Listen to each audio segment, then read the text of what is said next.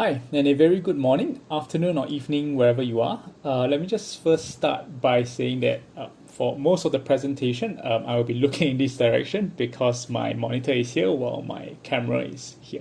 So just to get that out of the way before I begin. Hi, I'm Chun Hui. I'm a recent master's graduate from the National University of Singapore. In this talk, I will be covering a passion project of mine, specifically examining how sociological constructs such as mobility can reduce the academic benefits of growth mindsets. And before I formally begin, I'm glad to say that our work was very recently published in PNAS. So if you would like to find out more about the work that we've done, feel free to give that article a read. Without further ado, I will start by giving a brief review of the mindset literature.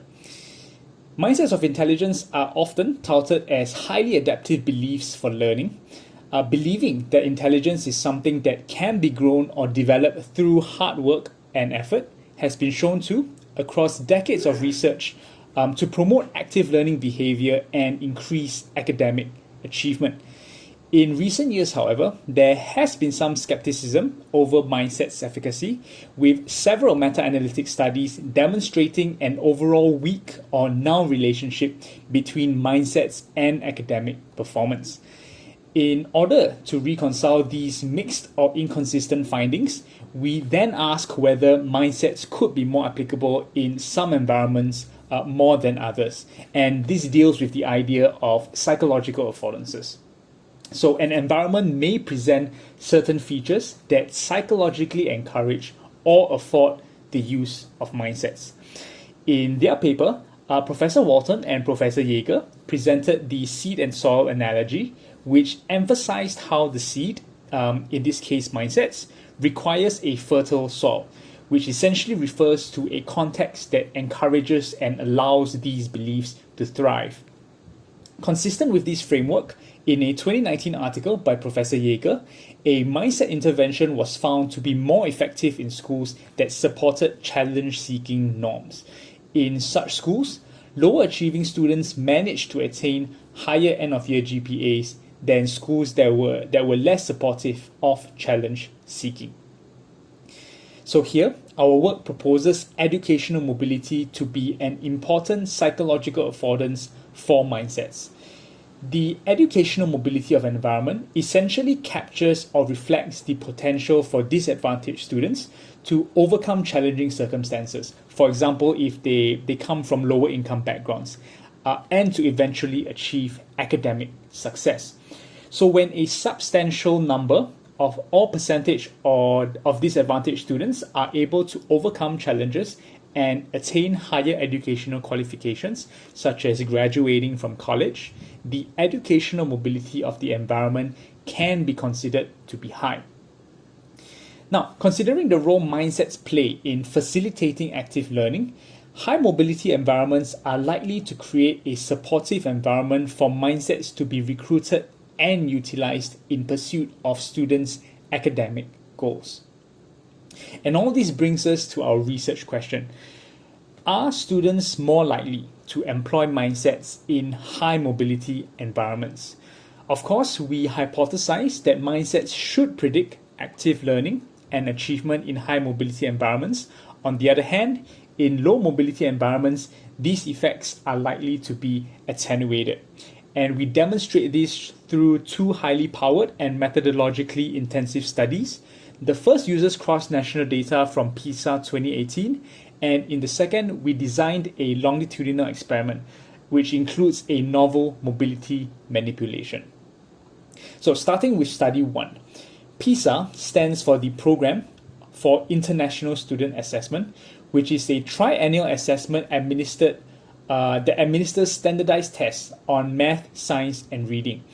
And in total, our analysis includes 235,000 students across roughly 9,000 schools that were nested within 30 countries around the world. For the key variables in this dataset, first of all would of course be a measure of growth mindsets, and this item was adapted from Professor Dweck's original skill. Responses were coded such that a higher score meant having a higher growth mindset of intelligence. We then obtained a country-level index of educational mobility that reflected the percentage of individuals from low education households who eventually managed to graduate from tertiary education. Here, low education households simply refer to families with parents that did not complete upper secondary. For our dependent variables, there were 3 in total. We used students' math, science, and reading performance on the PISA assessment. We also included a rich set of control variables to better isolate the effects of our key predictors. At the student level, we controlled for self-reported grit and self-efficacy. At the school level, we controlled for the availability of educational resources, frequency of behaviors that hinder learning, the student-to-teacher ratio, as well as the proportion of highly certified teachers within the schools. And at the country level, we included indices of economic inequality, social mobility, government spending on education, as well as the GDP per capita of each country. Going into our analytical approach, we conducted a 3-level, multi-level mixed effects model, which included sampling weights as well as the use of an imputation approach to handle plausible values. And do refer to our published article if you would like to find out more about this analytical approach, which would in fact take some time to explain. So there's that. So what did we find? Were mindset effects indeed stronger in countries with higher educational mobility? The short answer is yes, it was, and sizably stronger, in fact. The cross-level interaction between mindsets and mobility was highly significant in predicting math, science, and reading scores. Breaking the interaction down into its simple slopes, we do indeed find that growth mindsets positively predicted performance across all subjects in high mobility countries. Perhaps more importantly, we found that these effects were significantly weaker in low mobility countries. Overall, the gain in predicted performance from a 1 unit increase in growth mindsets was reduced by 43 to 46% from a high mobility to low mobility country. So, summarizing these results on the graph and drawing your attention first to the y-axis, we have here the mindset effect sizes, which are the standardized coefficient of mindsets predicting performance. And so the graph showcases the positive relationship between educational mobility and mindset effect sizes.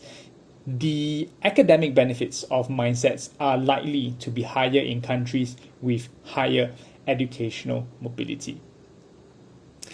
So moving on to study 2, extending from our findings in study 1, this study introduces a novel mobility manipulation and also includes a behavioral dependent variable that measures student engagement in active learning. We collected data from 744 college students in Singapore, and for the cover story, participants were told that the study aimed to identify individuals who were highly competent on a newly discovered domain of intelligence, something that we call change perceptiveness. This domain of intelligence would be assessed through a change blindness paradigm known as the flicker task.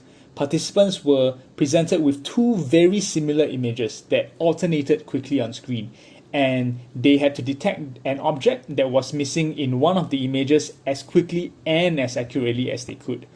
And here you can see an example of how one trial of the task looks like. We use participants' speed and accuracy on each trial and across all trials to measure their performance. For the study procedure, it consisted of 4 sessions, a preliminary assessment followed by 2 practice sessions, and eventually culminated in a final assessment that would dictate whether or not the participant qualified. Also, a pre-study survey was administered to measure participants' growth mindset of intelligence. The preliminary assessment and the first session of the study incorporated 2 experimental manipulations. The first manipulated each participant's starting advantage. Upon completion of a short assessment of the change blindness task, participants believed that they were assigned to either the upper or advantage track or that they were assigned to the lower or disadvantaged track, depending on how they had performed. Although in reality, all participants were randomly assigned to their tracks.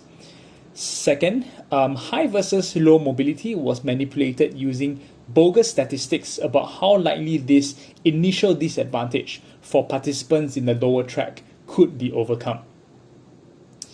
To give an example, drawing your attention to this statistic here, in this visual diagram that was shown to all participants in the high mobility condition, it indicates that up to 30% of participants in the lower disadvantaged track would be able to eventually qualify.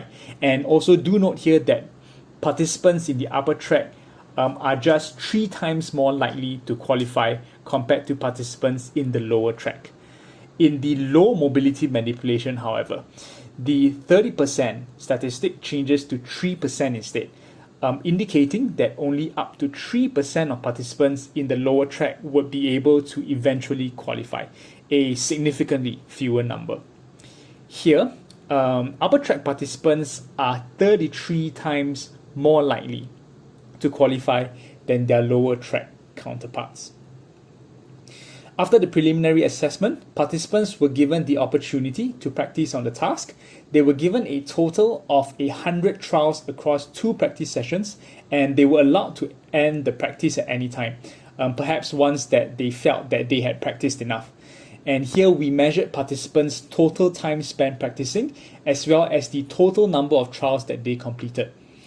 These 2 variables were highly correlated, and they constituted our main dependent variable of participants' engagement in active learning. For the final assessment, we measured participants' final performance on the task, assessing them based on their speed and accuracy in completing a total of 40 trials. The 2 graphs here represent our findings. We first tested an interaction between a condition contrast across our 4 conditions and growth mindsets. The left graph examined the results on time spent practicing, while the right graph looks at the total number of practice trials attempted. Unsurprisingly, given the high correlation between the 2 dependent variables, our pattern of results were highly similar. Growth mindsets of intelligence was a strong predictor of performance only in the high mobility lower track condition. Now, that the effects implicated only participants in the lower track and not those in the higher track is consistent with many studies that have demonstrated how mindsets seem to only be beneficial or far more beneficial for disadvantaged students. And this makes sense given that the prospect of upward mobility ought to be more relevant for individuals who still have room to climb the educational ladder. Having now tested the interaction between mobility and mindsets on active learning, we move on to examine whether active learning would translate into better performance. And this led us to conduct a mediation model with practice effort predicting final performance. Indeed, the moderated mediation was only significant for participants in the high mobility lower track condition. For them, higher engagement in active learning led to better performance on the final assessment. So to summarize the results across both studies, the findings provide converging evidence that educational mobility does indeed serve as a psychological affordance for mindsets to thrive. Specifically, mindsets strongly predicted the use of active learning behaviors and academic performance in high mobility environments. When mobility was low, however, these effects were strongly attenuated. Importantly, the findings contribute to current efforts aimed at addressing the skepticism over mindsets' efficacy in predicting positive academic outcomes. Mindsets should not be viewed as silver bullets that will work in every situation. We believe that this advancement in the literature will help to better inform decisions to administer mindset interventions. One important consideration here might be to measure students' perceptions of mobility within the learning environment. If perceptions of mobility are found to be low, these interventions do risk being ineffective in promoting active learning behavior. We could, however, consider a different intervention approach by designing interventions aimed at inducing not only a growth mindset of intelligence, but to shape positive perceptions of mobility as well. And the synergy that results from this two-pronged approach may yield academic benefits far beyond what current interventions are capable of.